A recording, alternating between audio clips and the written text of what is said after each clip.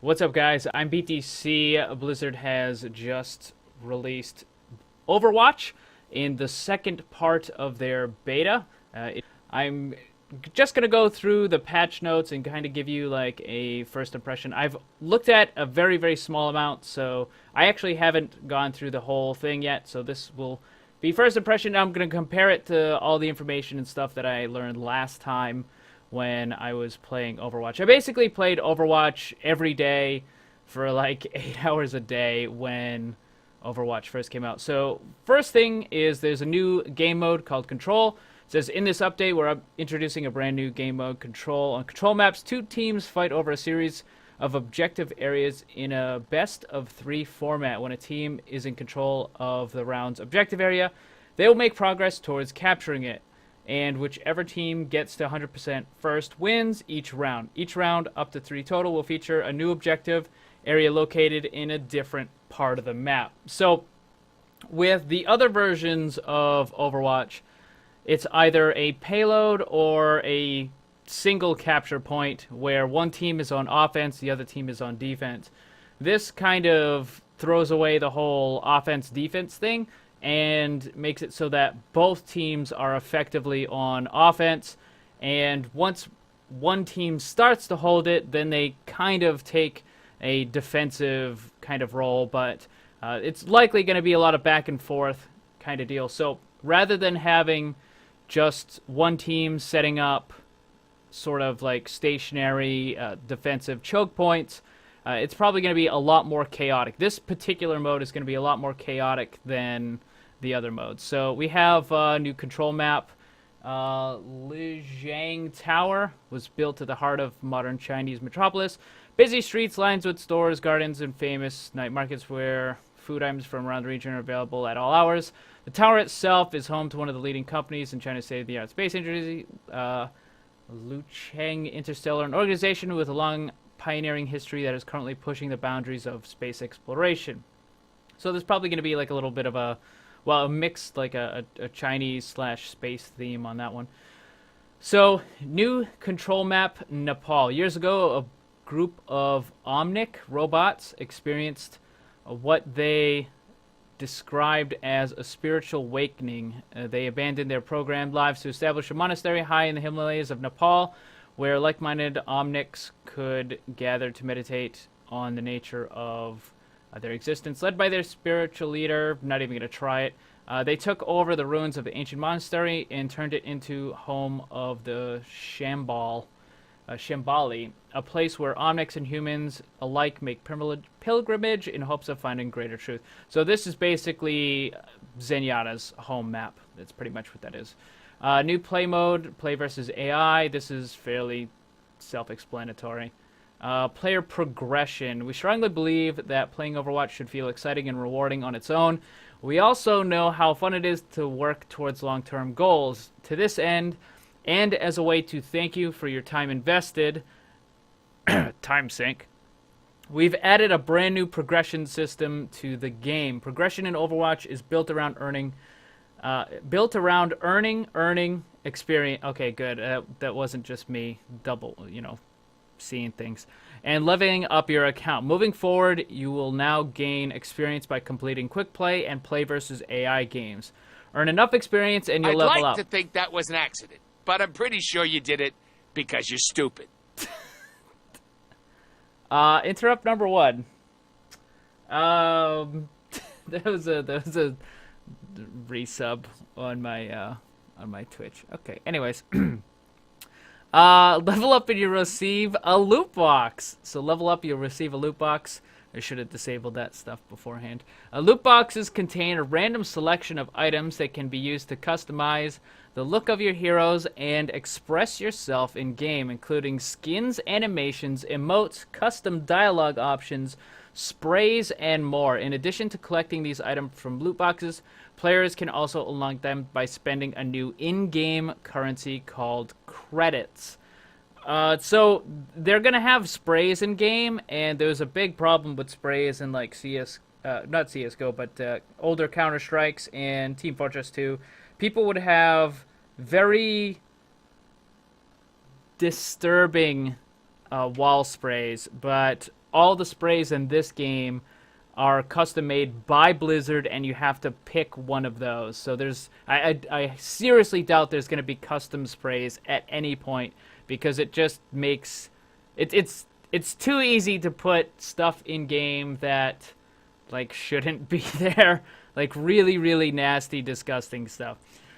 Players can customize their heroes, view items they've unlocked, and spend credits to unlock new items in the hero gallery. To learn more about blah blah blah. Okay. So general private games have been changed to custom games. Players can now right-click on a friend's name to join their custom game. There are now following rules. So map rotation, random list single, return to lobby, never after a game, after a mirror match. Players can now customize maps are enabled in their custom games. So if you want to play like non-stop, Gibraltar, you can do that. Or if you want to only have a couple of maps, that's fine.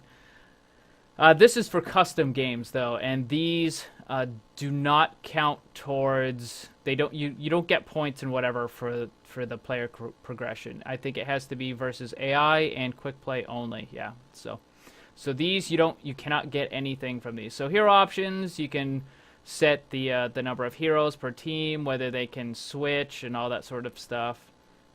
Players can now customize enabled in their game. Gameplay customize is a skirmish. So basically, no objective, you just kill each other. You can now set modifiers for health, stat, ultimate charge. Okay, interesting. Team balancing on or off. Custom AI has been approved. Blah blah blah. Players can now select which AI they want to play against. Okay. Several small quality of life changes made custom. Scrolling mouse wheel now zoom you in and out. Spectating at their right-clicking will detach the camera from its current location, so you get like a kind of it looks like a free cam kind of deal. And third player camera will now orient based on where the spectated player is aiming. Okay, that's kind of neat. A new work in progress training mode has been added. The practice range profile system has been added under career profile. Initial support for AMD Crossfire has been added. That's cool. Jeff Kaplan's beard progression has been reset. Good to know. Good to know. All right, so I just want to correct something real quick.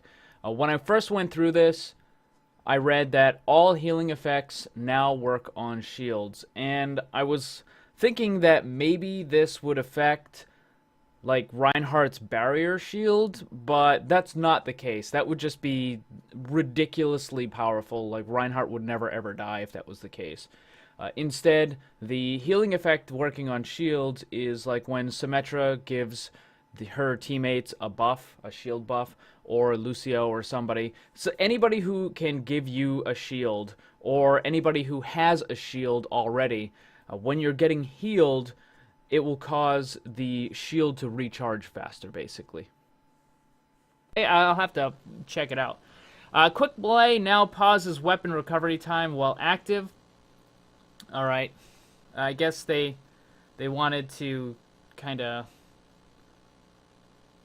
It looks like they wanted to kind of like nerf melee a little bit, maybe. I'm not really sure. Melee was kind of a little too strong for some characters. Ammo will now reload in the middle of a weapon's reload animation instead of at the end of it. When I play Soldier 76, I have the super bad habit of shooting, stopping, reloading, and then before the reload animation is done, I would drop his healer. And what that would do is it would actually fully cancel the reload, which was super annoying. So now I can actually reload and then drop the heal, and you can actually interrupt. You can now interrupt the reload animation and still get all the weapons. So that's cool. Have been made to in-combat visual effects. Enemy team ability colors should now be more clear. Muzzle flash has been retuned for several weapons. Several adjustments have been made to in-combat audio. It should now be more obvious when you're being healed by indirect healing sources, like the payload or Lucio's crossfade ability. It should now be more obvious when you are attacking invulnerable players. Explosions at a distance should now be more audible. All right, so ultimate charge. All right, I'm just going to cut this part in right here. Before you listen to any of my talk on the ultimate charge, I was slightly confused about it. So when I read this originally, I was under the impression that the only way you could gain charge was overtime, because it says players no longer gain ultimate charge from taking damage. Ultimate charge will now generate slowly over time for all heroes. So when I read that, ultimate charge will now generate slowly over time for all heroes, that to me meant it's the only way that you could actually gain charge. But that's not the case. You still gain charge from dealing damage, or if you're a support character, from healing your allies, and you gain charge over time. So that's just a little clarification. There are some pretty big consequences of this, and I'll probably talk about that in another video. So players no longer gain ultimate charge from taking damage. Ultimate charge will now generate slowly over time for all heroes. To accommodate these changes, many heroes' ultimate cost has been rebalanced. So it looks like rather than everybody getting an ultimate at 100%, like now some of them can get it at less than 100%, and others will probably get higher than 100% kind of deal. Obviously, it's the numbers on screen will be a little bit different. I haven't actually looked in game yet, so allowing heroes to generate ultimate charge while taking damage created several balance issues. For example, it was often a bad idea to attack an enemy hero if they were being healed, since that would charge up the enemy's ultimate and their healer's ultimate much more quickly. To help address these issues, we've removed the ability for damage to generate ultimate charge and made it so that all heroes now generate ultimate charge at a slow and constant rate. Alright, I mean, I'll have to see how it is in game. I don't know if I particularly like the fact that you now have no control over your charge. Like, you don't have any ability to increase the charge. Like, so whether you're playing good or bad, your charge is still going to go up at the same rate. I don't know if I like that or not. Like, if someone's being, like, if someone's playing really terribly, then their charge is going to go up at the same rate as someone who's playing amazing. Like, that doesn't really seem like it should be like that. I don't know. Although it will actually make, what's-her-face, I can't remember her name off the top of my head. Oh my god, I'm drawing a blank. It's been too long. Let me look. Where is she here? Farrah, Reinhardt, Roadhog, Soldiers. Symmetra. That might actually make Symmetra a little bit more useful at the beginning of the game, because as soon as the game starts, she'll start getting an ultimate charge, and she'll probably actually get her charge faster than she would have under the old system, which means she can actually drop a teleporter much sooner, which makes it a lot better. So I don't know. We'll have to see. All right, so let's get into the characters here. So Bastion has been kind of redesigned. Base health for Bastion was increased by 50 armor, now 200 health and 100 armor. Configuration recon, so that's the running around mode. Minimum weapon spread has been removed. Maximum weapon spread increased by 10%. Weapon spread will now start to recover more quickly. So, basically, when he's running and gunning, he can be a little less accurate, but he'll recover more quickly. So if you shoot, stop, he'll have a little bit better accuracy when he's running and gunning. Sentry mode, transforming from sentry to recon, decreased from 1 second to... Oh, so if you are sentry and you transform back into recon mode, it's much, much quicker. So if you get ambushed, you can basically switch like super, super fast. And it also, that'll allow you to reposition more quickly. Aim restrictions have been removed, meaning he can swivel 360. Weapons spread decreased by 20%, so he's going to be more accurate. And weapon reload decreased from 2.5 to 2. He can reload faster. Bullet damage decreased by a third, so 33%. So every shot is going to be less damaging, but they're going to be more accurate. Bastion's survivability in Sentry mode has been rebalanced. It now grants an extra 300 armor. The barrier is gone, and his core is now exposed when deployed in Sentry mode. Located on its back, all attacks to the core will deal triple damage. So, if you can get behind him, you can do a lot more damage, but he can swivel 360, so you can't just, like a Tracer or Reaper or somebody used to be able to just get behind him and then just destroy him instantly. But now, because he can swivel 360, it's more difficult. This still leaves him very, very vulnerable to explosives. So if you can drop a grenade behind him or a Helix rocket or something like that, it's, I mean, depending on how that core thing functions with splash damage, you'll still kill him pretty quickly. Self-repair now repeals 25% of health per second instead of a flat value. Alright. Developer comments with Bastion tied to battle. We felt the hero was too powerful against less experienced players and too against more experience. Goal of these changes to make Bastion more viable at all skill levels, as well as provide more flexibility in how the hero can be played and supported by a team. Diva, when Diva's mech is destroyed. So this, I don't know how much Bastion's gonna get played in higher level stuff.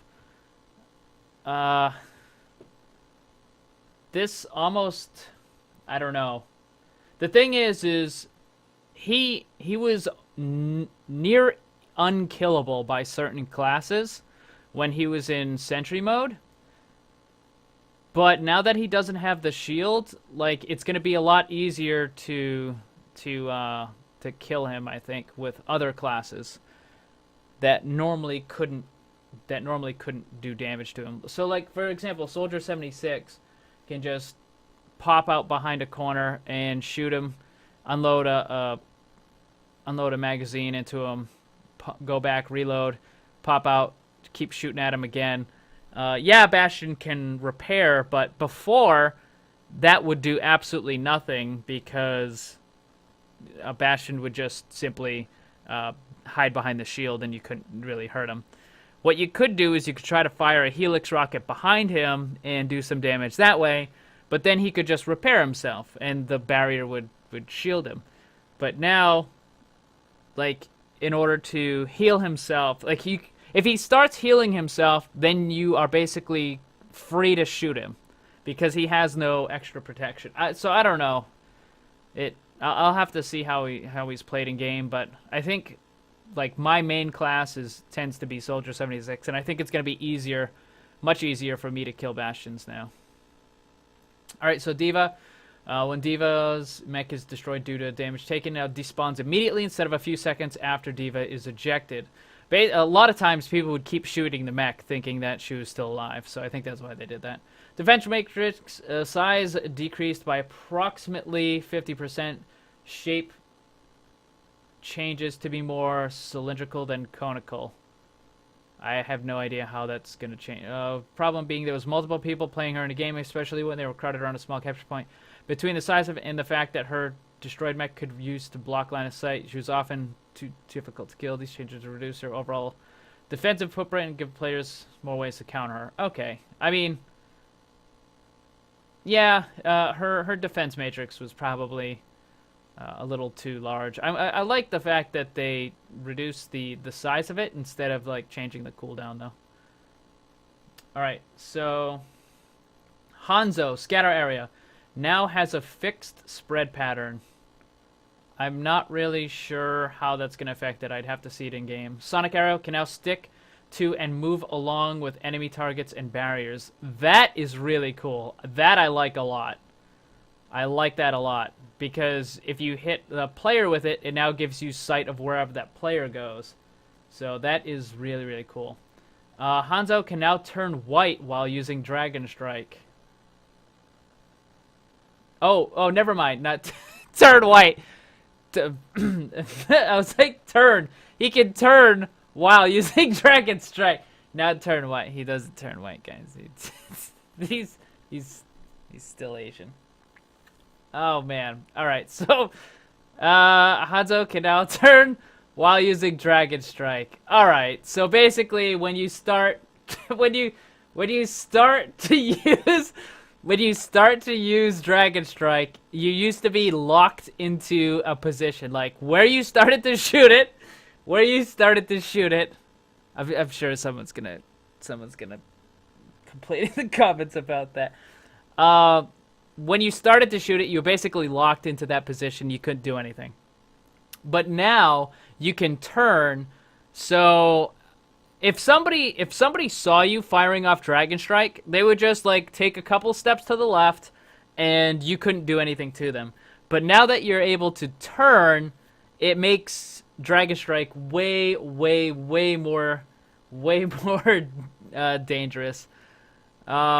These quality of life changes are intended to make Seven Hanzo work a little bit more. I think this. I don't know about the spread. I think this is a definite cool buff. Like it's not like a huge buff, but it's a really cool thing. And then the Dragon Strike change is definitely a buff, a pretty decent one. I might have to start playing more Hanzo again. So, Mercy, Guardian Angel, can now target the souls of dead allies. I don't know what that means. Can now target the souls of dead allies? I'm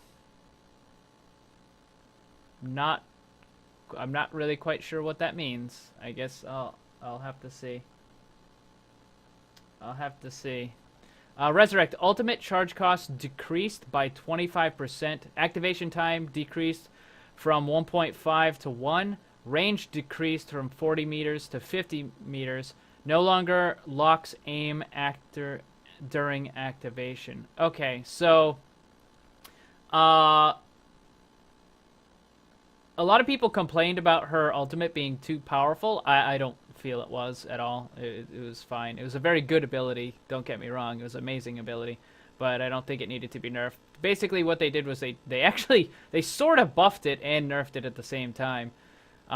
They reduced the cost time. The activation is a little bit quicker, but they made it so that it isn't gonna resurrect as many people. Like before, it would resurrect like everybody in a fairly large area, so 40 meters here. And instead, it's only going to resurrect everybody in 15 meters, so people are going to have to be much more grouped up in order to get the full benefit of the ult. That basically means the team is more susceptible to things like the graviton, whatever, you know what I mean? So, they're going to be much more susceptible to that, and other things that do like kind of an AoE. So yeah, you can group up, but you're basically making your team more vulnerable to the enemy AoEs and stuff. Alright, Mercy, very strong support hero with very strong ultimate, so it's no surprise that many teams consider her mandatory. We don't want any hero or any ability to feel like auto pick. Changes the tone down range by allowing opponents to counter it. But still make sure it's game changing. So yeah, so the opponents can counter it. Basically, if you have like AoEs that can just decimate everything in a small area, or if you're able to force the team to spread out, then her ult becomes less valuable. So, jetpack will no longer refuel while Pharah is sliding on an unwalkable surface. Oh, that's kind of annoying. I used to be able to go up on top of certain roofs, and you could stay up there indefinitely because you would go up on there, and then you could shut off your jetpack, and you would slowly start to slide off the roof, and then you could jetpack up to the top of the roof again, and you basically could stay on top of a building that you can't really stand on indefinitely. So players discovered a way to make Pharaoh hover indefinitely across some surfaces. While we initially allowed this neat trick to persist, it ultimately proved detrimental to map balance, so it needed to go. I don't agree with that at all. But whatever. I guess it's done. Earth Shatter. So Reinhardt, Earth Shatter. Damage decreased by 50%. Cone width decreased by 40%. Reinhardt can now turn while using Earth Shatter. So same thing with Hanzo being able to turn while using the ultimate. Now renders Reinhardt immune to Zarya's Graviton Surge. If Reinhardt activates Earth Shatter while trapped inside a Graviton Surge, he will now be dropped to the ground and the ability will activate at that point rather than activating it in midair. Okay. So I guess if you get caught, you can just ult back. I guess, so if your team gets caught in a Graviton Surge, you can Earth Shatter back. And basically, if you do it fast enough, maybe your team doesn't get annihilated. Ideally, players should be using it as a setup move for the team. However, this ability was doing so much damage that Reinhardt used it as a setup and finishing moves, eliminating multiple enemy heroes without much assistance. These changes are intended to bring Earth Shatter more in line with the Earth, while allowing it to be... Okay, so, I mean, it still has it. It looks like it still has its stun and stuff. And the stun was a pretty... it's a huge, huge thing. The ability to stop movement, stop attack on the enemy team for a short amount of time is pretty good. So, yeah, whatever. It's still a very good ability because the stun really allows your team to just mop up the enemy anyways. So, Roadhog chain hook stun duration after being hooked has been slightly increased. I don't know how much it was increased, but it definitely needed it. So it's always been intended that after successful hooking, Roadhog would have a chance to act before his target recovered. However, there were some situations in which that wasn't happening, particularly at higher latencies. We've slightly increased the stun duration following chain hook to compensate. I think the chain hook should actually stun for a lot longer than it used to. Like, you basically get about a half a second at most. Like, you chain hook somebody, and then... Like, if you chain hook a Reaper, there's a good chance he's going to kill you before you can kill him. So maybe that's the latency issue, but, like, really, you should be able to fire off at least one shot, possibly two, before they can react. But, like, I remember chain hooking Reapers, and as soon as they get pulled in, they would instantly shoot me and kill me. So that's probably what the problem is. Soldier 76. All right, so here's my guy here. So please buff him. Please don't be nerfs. Please don't be nerfs. Okay, so heavy pulse rifle, new reticle added. I don't think that actually means anything. Long range damage fall off added. That sucks. So they nerfed him. Spread recovery now begins instantly instead of after a delay. Okay, so he's more accurate. He's more accurate, but he's less damaging at a distance. Spread now has a curve, which makes it more accurate at the start, but then quickly becomes less accurate. So basically, you want to burst him. Also, it looks like they've turned Soldier 76 into a... They want him to be mid and close range instead of long range.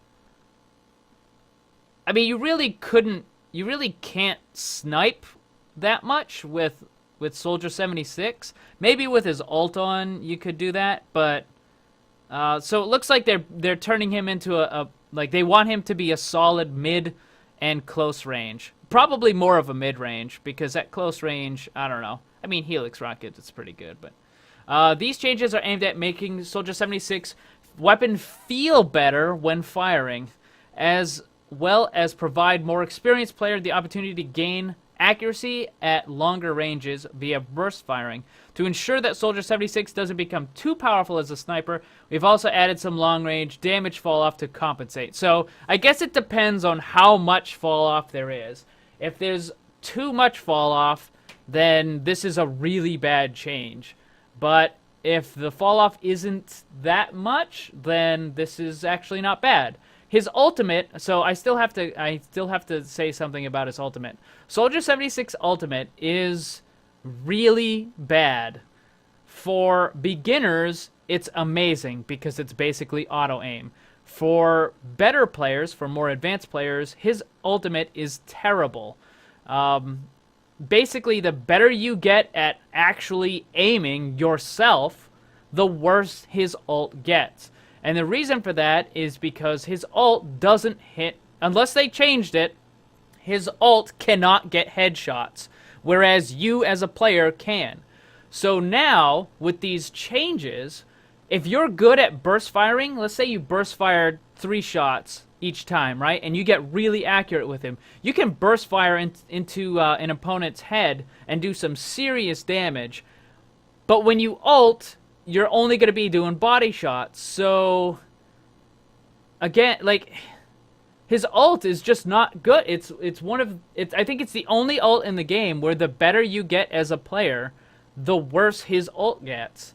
And they didn't address that at all, and that's really annoying. So, alright, let's go to Symmetra. Symmetra was one of the worst characters in the game in the previous version, so let's see what they changed. Symmetra's turret will no longer generate ultimate charge when dealing damage to barriers. Okay. Wait a minute. Hold on a second here. Let me check something. Because ultimate charge will now generate slowly over time for all heroes.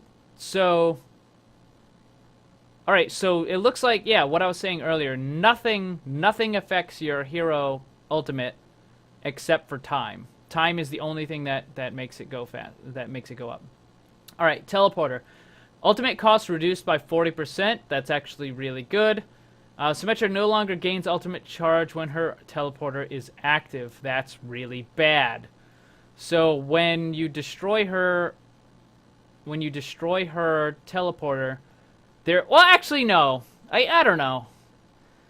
I'm kind of back and forth about that. Basically, she can drop the teleporter, and then and when it gets destroyed, your team knows that there's a fixed amount of time that has to go by before she can put her teleporter back up again. So I guess that allows the the opposing team to take advantage of the teleporter downtime, because if the charge was constantly going, then the moment it got destroyed, she could simply place another one. And there would be no gap. So I guess that's okay. These changes have 2 primary goals. First, we want to make it easier to get her first teleporter up. That's good, because it was very, very annoying to have the enemy team, the attacking team, take the first point before she even has her teleporter up. We want to eliminate those frustrations where Symmetra is able to immediately deploy another teleporter as soon as it's found and destroyed by an enemy team. Okay, so I agree with those changes. I think that will actually... I don't know how much better she'll be, but I think that's definitely a positive change for her. Being able to get the teleporter up really, really early in the game is very important. And having a little bit of downtime in between is also pretty important. It leaves that gap where the opposing team can actually move forward. So I agree with that. I think those are good changes. I'd have to see how long it takes for her to actually get the teleporter up and running, but I don't know. We'll see. All right, so next one is Torbjorn. Torbjorn's turrets will no longer generate, yeah, we know that. Maximum scrap is increased from 100 to 200. Amount of scrap per pickup decreased from 30 to 20, and indicators have been added to help players locate scrap more easily. Okay. Rivet gun, primary fire damage increased by 25%. Fire rate decreased by 20%. So, more damage, slower pace. Alternate fire, damage increased by 50%. Damage fall off increased at minimum range. Fire rate decreased 33%. Now shoots projectiles that needs to be aimed. Okay. Build turret. Upgrading the turret no longer costs scrap and occurs more quickly. Okay, so one of the issues with one of the issues with Torbjorn and Turnbeer and Bastion was that they're too static. And with Bastion, this was addressed by him being able to shift into recon and move away quicker. So with Torbjorn, since basically what was happening is he would put a turret, and then the enemy team, the attackers, would just kind of like ignore the turret and just go past it. Like, a lot of times it was easier to simply not engage it and like use the payload as a or the environment as a shield and just bypass the turret altogether. All right, so let's see here. Upgrading the turret no longer costs scrap and occurs more quickly. So this means that you can drop a turret in a new location and it can be built, upgraded much more quickly, making you able to move from position to position faster. So that's very good. Level 1, damage increased by 15%. Health decreased from 250 to 150. So it's going to die real fast at level 1.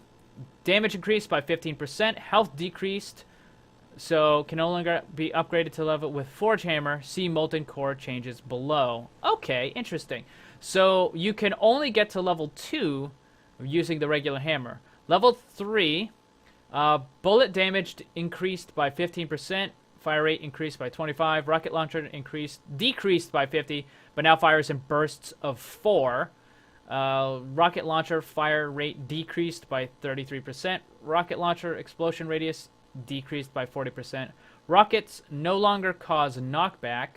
Health increased from 600 to 800. Okay, so the first 2 levels are low, like a little bit more damage, a little bit less health. So it makes, so again, the same issue that happened with Bastion was happening with Torbjorn, which was early or low skill new players were having a lot of trouble dealing with it, whereas more experienced players had like almost no issues of dealing with it. So they made it so that it dies faster, but it does more damage and it's easier to build. So basically making it so that for lower players, they're not completely stopped. Like a single turret isn't going to stop the entire team. They can just destroy it and move through it. And for more advanced players, they can shift the turrets around and actually move it to where it needs to be in a much quicker fashion. So that's what they're trying to deal with. Armor pack cooldown has been removed. Armor granted increased from 50 to 75. That actually is pretty solid. And packs are no longer visible to enemies. That's actually, that's... I don't know if I like that. This is cool. This is cool. I don't think I like the packs being invisible. Well, maybe there was like confusion. Like, oh, is this a pack for me or is this a pack for the enemy? I kind of like the fact that you could see an enemy, an armor pack, because then it kind of gives you an idea of where their Torbjorn is or where he has been. Kind of like a trail of breadcrumbs. You know what I mean? So, I don't know. I kind of like that. Maybe they could have just distinguished it more, but whatever. It's not really that big of a change. So, Molten Core no longer fills the scrap meter, no longer makes abilities cost 0 scrap, can now be activated while moving, and now automatically upgrades level 2 turrets to level 3 turrets when Molten Core is running. Turrets will revert back to level 2 once Molten Core ends. Okay, interesting. So, you don't actually... I'm guessing you don't even have to be near it. Like, so if you're somewhere else and you activate Molten Core, then all of a sudden your turret gets a huge, huge boost, even if you're not there. All right, so similar to Bastion, Torbjorn was a hero that felt too powerful against less experienced players, but underwhelming against more experienced. Is exactly what I just said. In particular, we found that less experienced players had a difficult time figuring out how to deal with his level 3 turret. On the flip side, more could easily prevent it from setting up a level 3 turret or otherwise getting too established, which in turn made him feel helpless. To solve these issues, we're making Rivet Gun stronger, improving the damage output of his level 1 and 2 turrets, but reducing their health and linking his level 3 to his ultimate, thus limiting its duration. Okay. I think those are good changes. I still don't know how much use he'll be played. Actually, the armor pack upgrade is pretty good. An extra 75 is pretty solid. That's pretty solid. All right, so it looks like that's all the balance changes. I was kind of hoping there would be more, but user interface. The game's mains, blah, blah, blah, blah. Don't care. They've been redesigned. An always skip kill cam option has been added. A kill feed display option has been added. Ooh, I gotta make sure the kill feed is on. Volume sliders have been added for other stuff. Have been reworked for all heroes. New combinations have been added. Players can no longer receive more than one combination during the end of the round voting, which means you can no longer get two or three. You can't stack the whole thing. On-screen will now appear when players are speaking in other channels. Alright, so bug fixes. Having a controller will no longer prevent menu navigation. Made improvements. Performance improvements made for all maps. Most significantly on Nubani. Players' collision improvements have been made across all maps. Interrupting Hanzo's bow draw should no longer prevent the bow from being redrawn if mouse button 1 is still being held down. Junkrat's Riptire should no longer fall through sloped surfaces, and Reinhardt's Fire Strike should no longer be calculated as a headshot against an enemy player. So I guess that's it. Those are some decent changes. For Bastion, I think those are good changes. I still don't know how much use he's going to be in higher skill play. This is for Diva. I think that's all right. Hanzo, those are some cool little changes. Mercy, it's just basically a rebalancing. It makes it more situational, like, so it's not every single time. Farah, that's just whatever. Reinhardt, don't really whatever. This, hopefully that makes it a little bit better. Soldier 76, I kind of like the changes, but I'm disappointed that they didn't have any ultimate changes. Symmetra should be a little bit better. Tourbillon should be a lot better. So, not too bad. Alright, so, I have to actually play this stuff in-game, and we'll see how it goes. See how these changes affect the different characters. But this is just one of many, many updates, because the game is still very much in beta. So we'll have to see what comes up in store. That is it for my little patch notes review. Thank you for watching. Hope you enjoyed it. Remember, always blame the controller, because it's never your fault.